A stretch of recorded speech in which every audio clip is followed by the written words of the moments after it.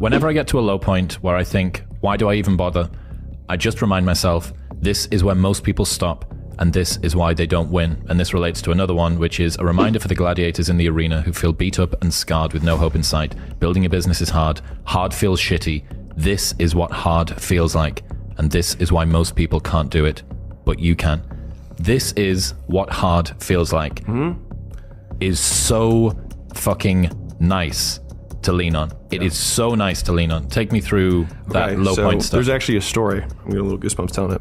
So I was way back in my day, like you, a party promoter, but I was in a fraternity. So I was president of the fraternity. This was, yeah. And this was my first semester being president.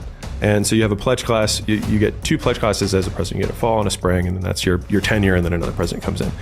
And what we knew, and this will be really interesting for the audience from a human behavior perspective, is that like clockwork, every time we'd start a new pledge class, within 14 days, 10 to 14, it was like clockwork. They would all get together and they'd revolt. And they'd say, we don't want to do it anymore. This isn't what we signed up for. This is way fucking harder than we thought it was going to be. Like, we thought we were just going to party with you guys. Like, that's what we expected. Which also shows you how long it takes people to adapt or acclimate to a significantly more difficult situation, right? I'll tell you what happens after, and then I'll tell you what happened in between. After we have this kind of talk that we had, and I'll tell you how I explained it when I was president, all of a sudden, it all vanishes. Because their expectations of reality have been completely reset. We break reality, like in the first 10 to 14 days, it's so painful for them because it's such a contrast from what they were just doing. Not the fun stuff. What's not fun? Oh my God. I mean, they can't drink, can't talk to girls. The only people they could talk to are brothers or each other, and we're mean to them. So they could really only talk to each other. And the whole point here is that we're trying to get them close together because it's a bunch of dudes who don't know each other from different parts of the campus, right? And then we have to get them in 8 to 12 weeks to leave as one unit of people who know everything about one another, that trust one another, that know everything about the other people in the house. So it's like, how do you do that? Well, there's only X amount of communication you can have every day. So let's cut out anybody who's not us. Okay. And then if we really want them to be close together, we'll also reinforce that we're mean. But part of what they had to do is they had to learn everything about everyone else in the house. And so every pledge has to do something that would impress a brother. And then they get a signature from the brother being like, I approve of you. And you have to get every single brother's signature by the time you're done. Right. And so that's where each of those side quests become as insane as you might imagine, right? And there's lots of, there was lots of hazing back in the day, which is not fun, and, a lot of sleepless nights and things like that. And you go from like partying with girls, feeling like you're top of the world, all these brothers feeding you drinks, being like, you're awesome, dude, to then like the next day. And this is literally how it happens. This is how like the break in reality happens. We do this huge party to like launch the new class. And the next morning they all wake up, they all sleep at the house because that's one of the requirements. And they're all hungover, got their ties, like vomit in the corner, whatever.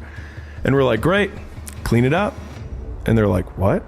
Because up to this point, they haven't cleaned after a party. Because all they did is got to party, see the girls, and then leave. But then all of a sudden, they're like mopping vomit in the corner, and they're hungover, and they feel terrible. And they're like, what the fuck? This is what I signed up for, right? So anyways, 2 weeks of this, they get together and they wanted me to meet them. And this always happens because they want to meet on their turf. And I'm like, all right, guys, what's up? And so it's just me, all right, and my vice president and like 25 guys. So there's like a size comparison of like, just animalistically, there's way more of them than there is of me. And so I just asked them a couple questions. I was like, who here before pledging started was like, I want to be a part of this house? The guys are like, me. Okay. I'm like, okay, got it. Who here thought it was going to be easy? Like, who here thought it would be hard? They raised their hands. I'm like, guys, this is what hard feels like. And all of a sudden, there's just like this big exhale in the room. They're like, expectations get reset. This is normal. You wanted this thing. You expected it to be hard. Reality now matches conditions. Sorry, expectations now match conditions. This is what hard feels like. And then all of a sudden, it's like they got permission to feel shitty. And by getting permission to feel shitty, they stop feeling shitty because they're like, this is just my new world. And so then, you're like, listen, you give 8 weeks, you're going to get 3.5 years. Other people are going to drive you around late at night. Other people are going to clean after you. Like, it's a good investment, right? And that it was a good deal. Like, you give one semester and you get the rest of them to just do whatever you want. But that concept, like that quote on both of those, came from that experience of having someone tell me, this is what hard feels like. This is where most people stop, and this is why they don't win, is also another beautiful bit of motivation. And given that I spent a little bit of time with Goggins and Cam Haines, two guys, I was telling you about this before, you said it must be nice as we walked in. So Cameron Haines, bow hunter extraordinaire, lives in Oregon, and he has behind the power rack in his garage where he lifts, he has "must be nice" written. And I was like, why have you got that put up on there? And he was like, it's because everyone says "must be nice to be you, Cam, must be nice to be sponsored by Hoyt and all of these like top level bow things and go on Rogan. He was there was a video that went super viral of Goggins losing his shit after John Jones won last weekend, and the guy that he's hugging is Cam. So it's like, it must be nice for you to be backstage at UFC, it must be nice for this. And I've seen what that guy does, and that guy picks up a rock that weighs about 80 pounds, and it's got the word poser written on the front of it because people call him a poser, and he carries it up a hill that is maybe 1,000 foot of elevation, 1.5 miles high, with no fanfare at the end, no finish line, doesn't post it on social media unless the team's there filming it with someone else, and then carries it back down, puts it in the boot of his Raptor, drives away. And he just does that because he needs to remind himself that he's doing the stuff that is hard. And this is where most people stop, and this is why they don't win, combined with this is what hard feels like, justifies things being hard. Now, I do worry, and I find this in myself sometimes as well, that you can be so good at dealing with suffering that you can actually push yourself a little bit too far. And you go, I'm starting to bear more burden than I can basically take on. And the art of not burning out is something that I think a lot of people, if this resonates with you, the art of not burning out is something that you really, really need to be able to feel. And like realizing what happens when you just start to glance off the bottom side of it and go, okay, like I'm just going to ease off the gas a little. I need to take this afternoon to go sauna and get some sunshine and chill out and get some food, and then I can put my foot back on maybe a little bit tomorrow and we'll temper it. But it justifies the fact that, I use this stat all the time, 90% of podcasts don't make it past episode 3, and of the 90%, the 10% that do, 90% don't make it past episode 20. So by making 21 podcasts, you are in the top percentile of all podcasters ever in history. That's what hard feels like. And that's not even hard, it's just consistent. Fuck me, it's less than half a year. Yeah. Insane. I hear stats like that and I just think, man, it is so easy to win. Like that, I mean, like when I hear that, that's exactly what I think. I'm just like, man, for everyone who's like struggling to win, it's like, most of the pain that people experience is purely in their own minds. And so to your point, I think there's an interesting one between like burnout versus hard. And so like, for me, burnout is when I would define it as my output per unit of time decreases. So I can see that, that's measurable, right? Now, like I can say like number of pages that I edit or the quality of the content that I create, like my output per time, like the team knows when I'm like 6 hours, 7 hours into recording something, they're like, I literally start like slumping. You're like physically, I just start like slumping and I like my cadence isn't as, like I'm just not as sharp, right? There's that versus emotional burnout, which I think people mislabel as burnout when really it's just like they don't know how to reframe reality. And so what it really is they got a comment on a post that bugged them. And like, again, it's like pulling it from the shadows. It's like, no, this stuff doesn't work. It's like, hold on. What's the one voice that actually is coming through? What is the real thing? Well, there was this comment. Okay, great. It's embarrassing to even have to say that. But when you say it, then you admit it and all of a sudden you put it in the light and the shame kind of starts to evaporate. Because then you can name it and be like, is this comment bigger than my future? Is this comment bigger than me? And one of the things that that has helped me was saying like, what's true about this? Are you familiar with Byron Katie? Do you know her? I've heard her name. Yeah, The Work. She does The Work. Okay. And the one of the first questions that she asks you is it true? How do you know that it can be true? Yeah. And so it's like the same thing, bring it from the shadows, right? Into the light. Okay, you have this sense. There's no shit. It's like a fucking smell. It's like, maybe I might be like a piece of shit. Maybe I'm not competent. Maybe I'm not whatever. You go, okay, let's... And the next one is like, what if we confront it and say like, what if they're right? Now what?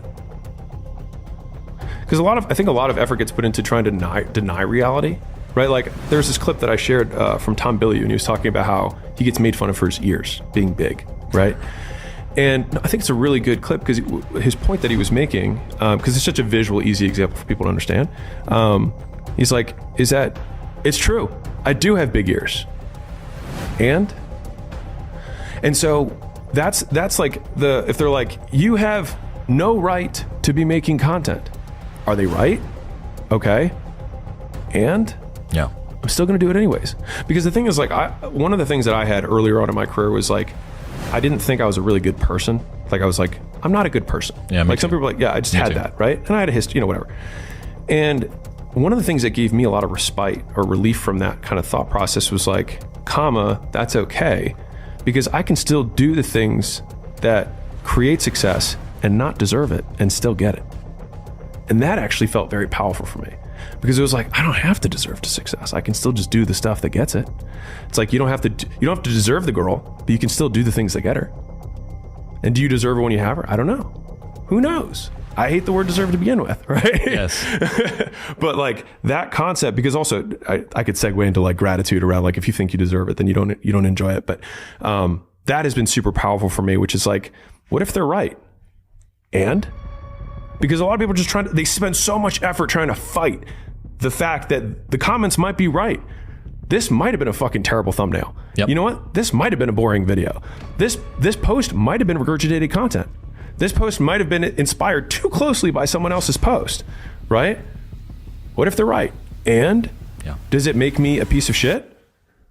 What if it does? And you end up getting down to base, which is pretty much nothing. Like, right. All that there is actions. All that there is what you're going to do in response to this. Yeah. You know what another brilliant addition to this that you kind of mentioned, which is the fact that this is what hard feels like. Yeah. Most people get to this stage and they decide to stop. And now the bar is set so low. Yeah. Goggins said this in the episode with me, and it gave me chills when he said it. He was like, it's so easy to be successful nowadays because people are weak. Yeah.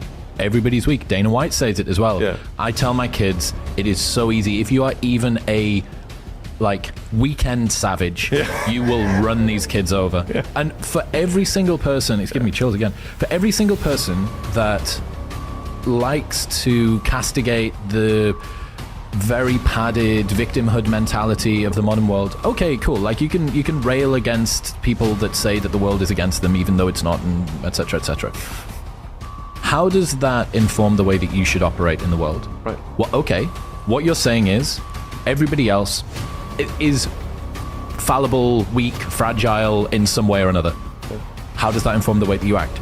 The way that you should act is, holy shit, if I have even a modicum of resilience, this makes the market environment for me so much easier. Whether I want to get the girl, buy the house, become successful in whatever domain I choose to, the bar is set so low. Yeah. This, if we're going tweets, this segues into one of my favorite ones, which is, you stay in poverty until you learn the first lesson of poverty, which is 2 words, my fault.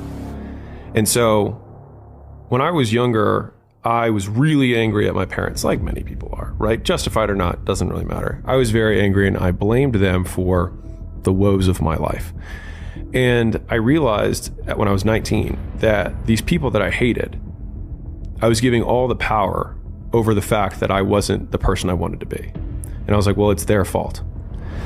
And the idea that I had actually given these people that I hated power over my success was ultimately something that made me feel sick to my stomach and was what allowed me to point the finger of blame inwards and say my fault, and then at least take ownership over the fact that sure, maybe your dad didn't hug you enough, or maybe your mom wasn't present, or whatever it is, right? It's like, and like, I said this the other day, and it'll probably piss off a lot of your audience, so, we can put our soft earphones on.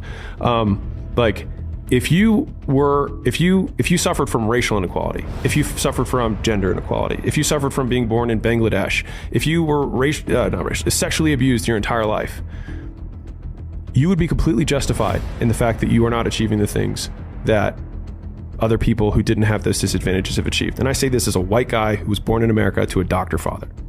I understand that. But to the same degree, you have the opportunity that Chris nor I have, which is that you can be an inspiration to people who went through the same thing and succeeded, despite those circumstances. Because I can promise that there is somebody who has had it worse and has done it better. And I think that one single point of proof, and there's a global point of proof that you can look for sure, but you can be that very local point of proof in your community or sub-community. And I think as soon as we shed that, that's like, I'm a big fan of power follows the blame finger. So like wherever you point the blame finger is where the power follows. And so it's like if you point it at the government has the power. If you point it at your spouse and say like it's their fault that I'm not in shape, it's their fault, they never let me do anything, it's like, well, you're giving them all the power. And so it's like until you're like it's my fault, it also becomes my responsibility. What is? What if it's not your fault? It doesn't matter. And